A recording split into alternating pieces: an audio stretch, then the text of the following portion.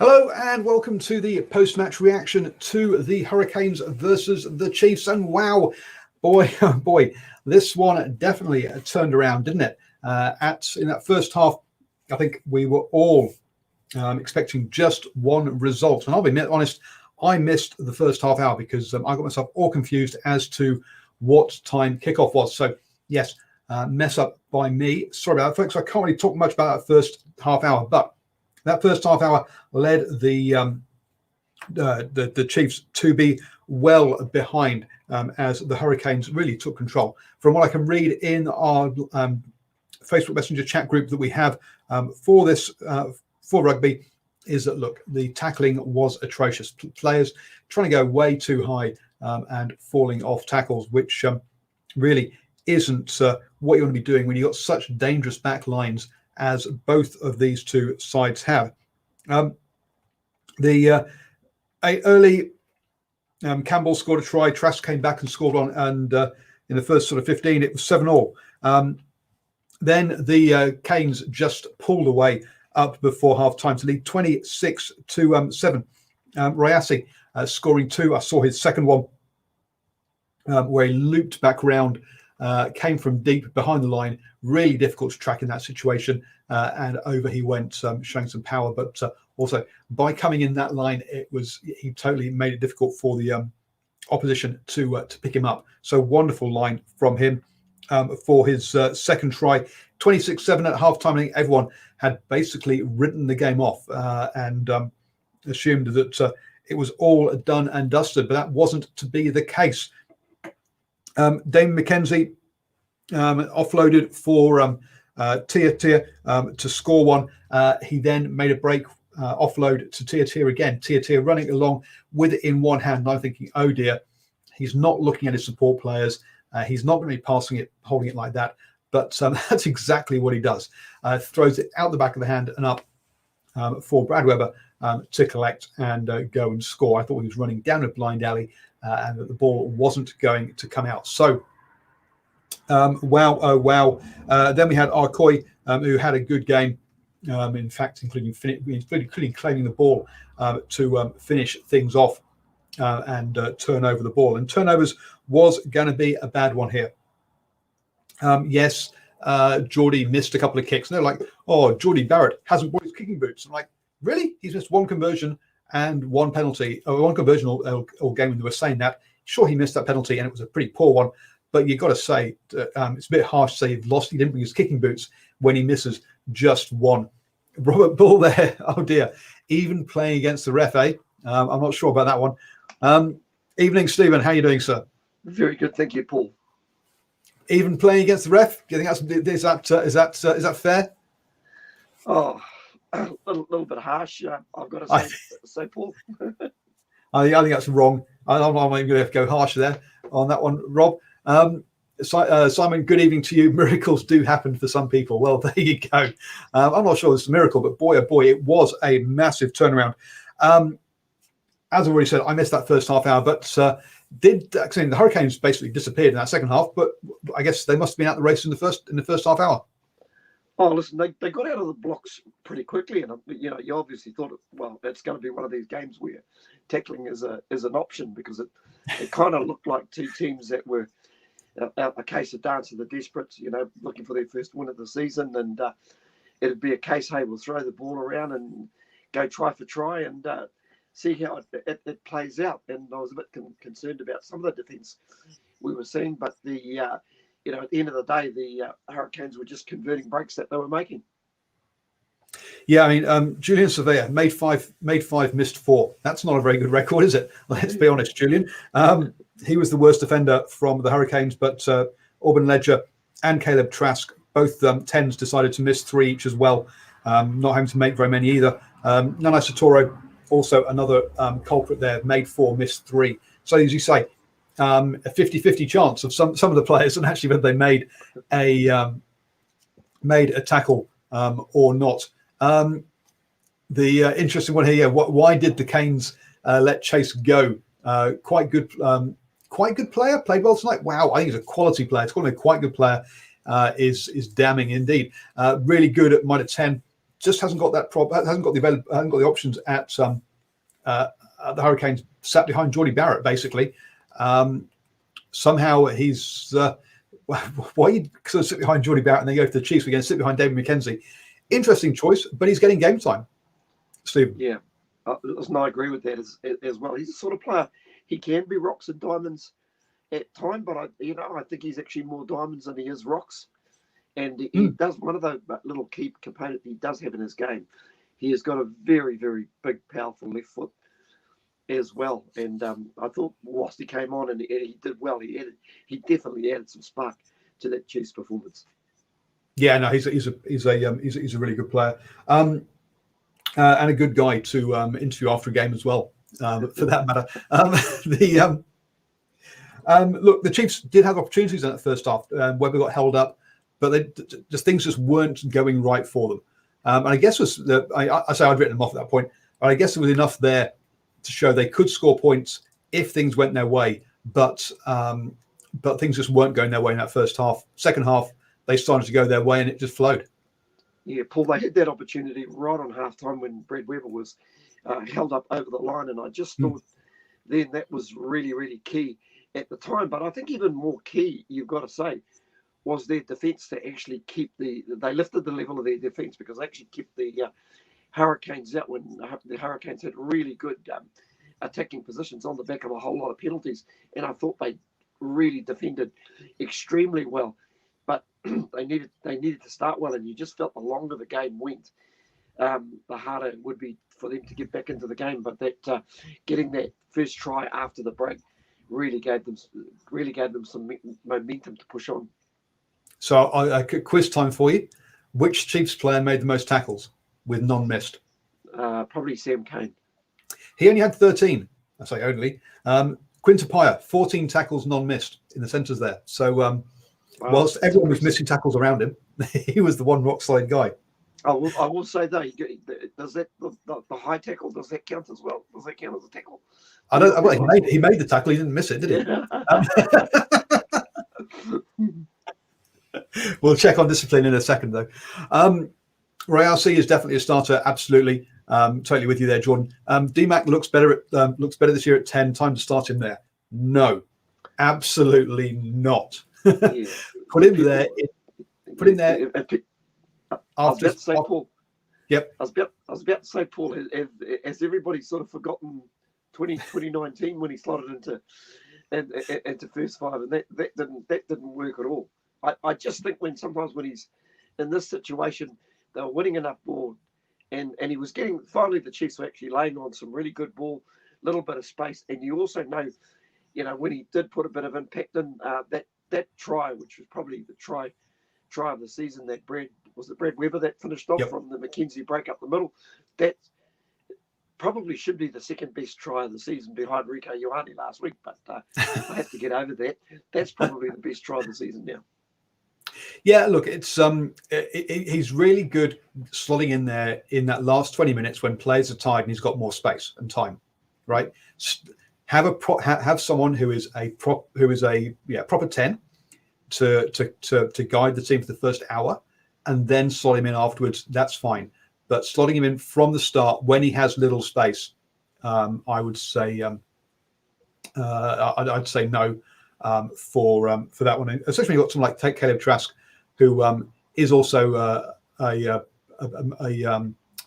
magical player as well.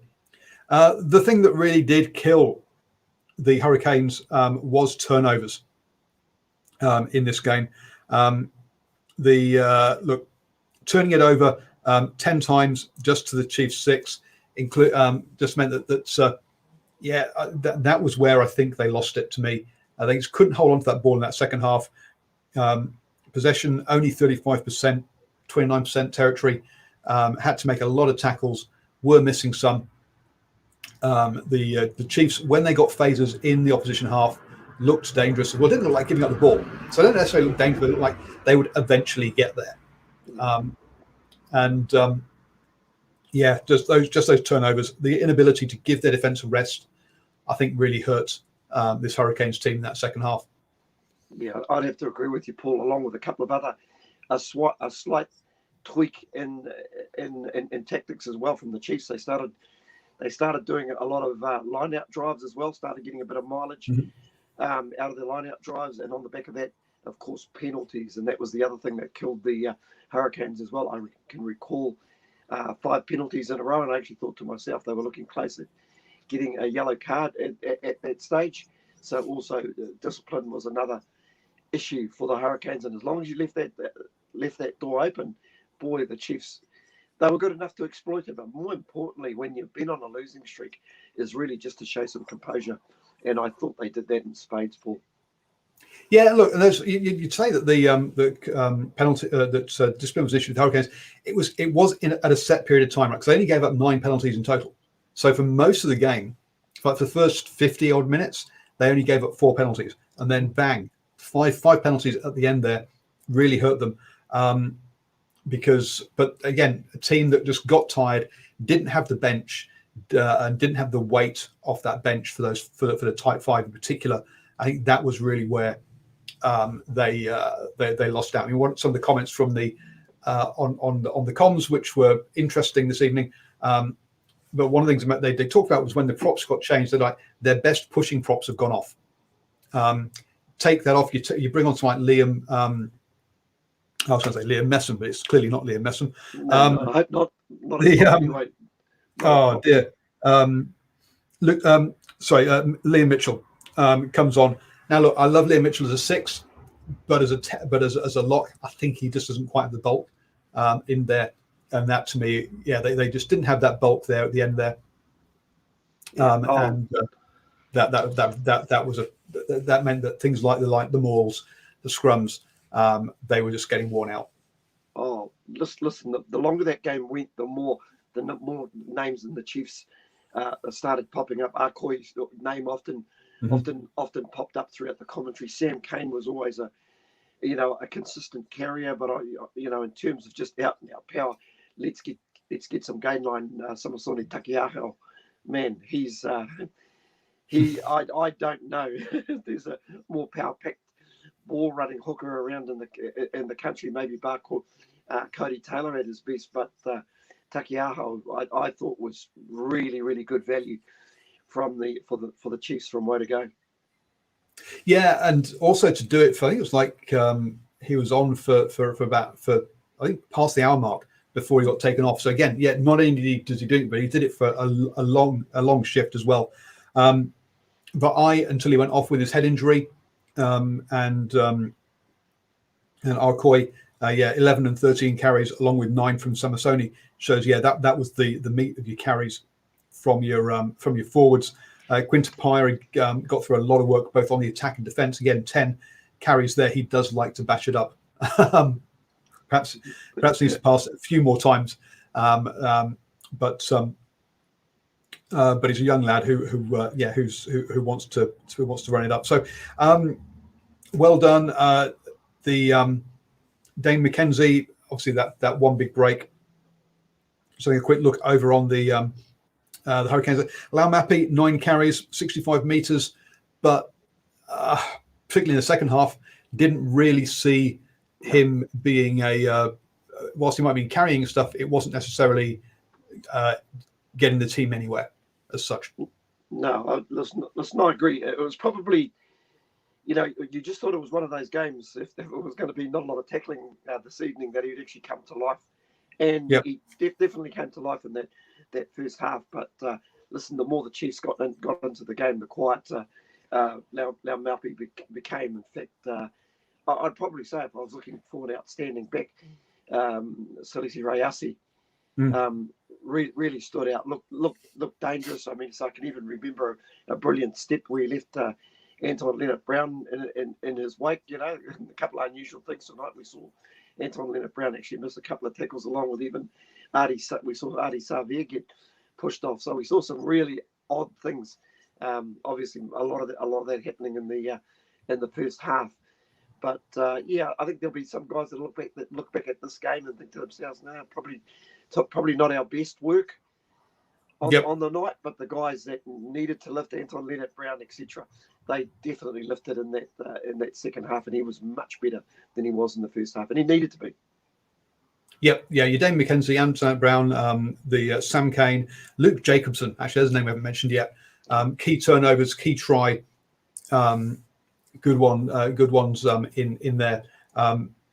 Was those guys stood up, and as you say, the players on the Kane side, Geordie, it's very difficult to do it from fullback, but Laumapi, Ardi Surveyor went quiet. Players like Emmanuel Jensen coming on, and then you just don't hear the names being mentioned really, etc. So yeah, quite it's well done by the Chiefs in winning what was Battle of the Wooden Spoon. I think in that one, yeah, Jordan Clark, yeah, Ardi's captain's challenge after.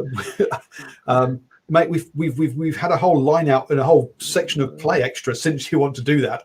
Well too late. That was not a 10-second one. That was like several minutes late. Yeah, I noticed the All Black selects in the stand. That was good. Have they learned anything from this? Probably. Actually, players like Arcoy and I will have shown them that they've learned something from them. Apart from that, though, I think probably a lot of what they already knew about these players. Maybe Luke Jacobson actually came back into form. They'd have liked to have seen that, but the rest of it, I think, will be what they expected. Yeah, listen, I have to agree with you, Paul. I was just sort of, excuse me, thinking about myself in terms of anybody who may have, progressed in the eyes of the All Black selectors. I'd have to say no. I mean to say, from a player that I quite like is Salisi Rayasi. I mean to say, to Jason Holland and his coaching staff, I think you've got to have this kid in the starting lineup every day of the week and twice on Sunday, because he just offers so much for the Hurricanes. But boy, they are in a little bit of a slump. I mean, it's a not too bad effort from Auburn Ledger coming in this evening. But listen, at the end of the day, I don't think it was his fault. At the end of the day, that the Hurricanes went down. I think it was just a case of the Chiefs just finding their mojo, showing some composure, and basically really holding onto the ball when it really mattered.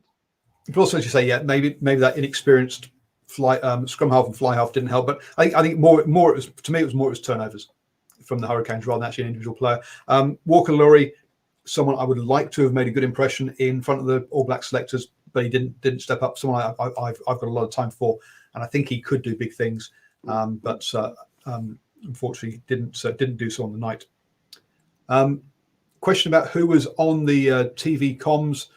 Who was the other TV commentator with Nesbitt and Carl T? He was terrible, apparently, according to Tony. Kane Holmes. It was Kane Holmes. Yeah, it was Kane Holmes there. Yeah. Yeah, well, he's new into it, isn't he? Let's say he's got some learning to do. With that one. Yeah, very much so. He's certainly got an opinion, and he sides on the side of the referees. I mean, to say his experience is invaluable, especially around the scrum time. But I don't think it's a real good look for the referees when he's certainly second guessing what they've actually done or the decisions they've made. Absolutely.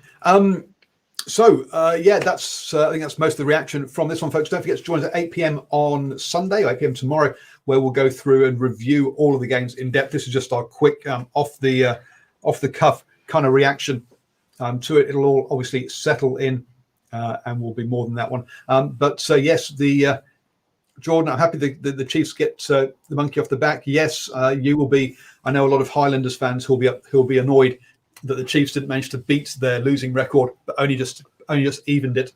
So they now are joint record holders in that one. So yes. Thank you very much, Stephen, for joining me. Thank everyone for joining us in the chat. We'll be, as I say, back tomorrow at 8 p.m. Have a good evening and enjoy the Super Rugby AU and the Blues, which versus the Crusaders tomorrow. That's going to be a cracker.